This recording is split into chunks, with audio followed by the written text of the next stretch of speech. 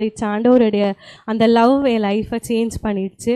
அது மட்டும் இல்லை, வேர்ல்ட்லி பிளெஸ்ஸிங் நிறைய பிளெஸ்ஸிங் வீட்டில் வந்துட்டு வந்துச்சு. இன்னொன்று, நம்ம ஆண்டவர்கிட்ட அவரோட பிளெஸ்ஸிங் மட்டும் போகாமல் அவருக்கு எது பிரியமோ, அவர் ஹார்ட்டில் என்ன இருக்கோ அதை தெரிஞ்சுக்கணும் அப்படின்னு எனக்கு ஏசப்பா கற்றுக் கொடுத்தாரு. அது மட்டும் இல்லை, நம்ம இருக்கிற அந்த பிரச்சனையில் ஆண்டவர் நம்ம துதிக்கணும். சந்தோஷமாக இருக்கும்போது மட்டும் துதிக்காமல் ப்ரேயர் பண்ணாமல், அந்த ப்ரேயரே ரொம்ப டிஃப்ரெண்ட்டாக இருக்கும் நம்ம லைஃப்பில். நம்ம அந்த பெயினோட ஆண்டவர்கிட்ட போகும்போது இந்த 21 days 7 days ப்ரேயர் எல்லாம் ரொம்ப பிளெஸ்ஸிங்காக இருந்துச்சு. ஏன்னா அந்த ப்ரெசன்ஸில் உட்காரும் போது என்னோடய பாஸ்ட் லைஃப் எல்லாத்தையும் கொஞ்சம் கொஞ்சமாக நான் மறக்க ஏசப்பா எனக்கு உதவி செய்தார். இவ்வளோ நடந்தும் ஏசப்பா எனக்கு நல்லவராக இருந்தார்.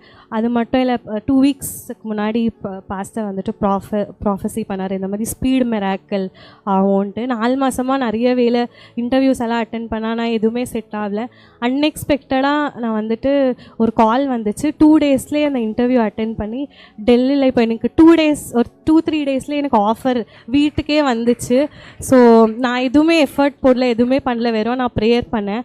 எனக்காக மட்டும் இல்லை, என்ன மாதிரி கஷ்டப்பட்டவங்க, இந்த விச் கிராஃப்டில் இந்த மாதிரி சின் விட முடியாமல் கஷ்டப்பட்ட எல்லாருக்கும் ஆண்டவர் ப்ரேயர் பண்ண உதவி செய்தார். பாஸ்டர் கூட நான் ரொம்ப தேங்க் பண்ணுறேன். ஏன்னா நிறைய பேர் என்னை ஏஞ்சிக்கவே முடியாது அப்படின்னால எங்கள் வீட்டில் இருக்கவங்களே நிறைய பேர் சொன்னாங்க,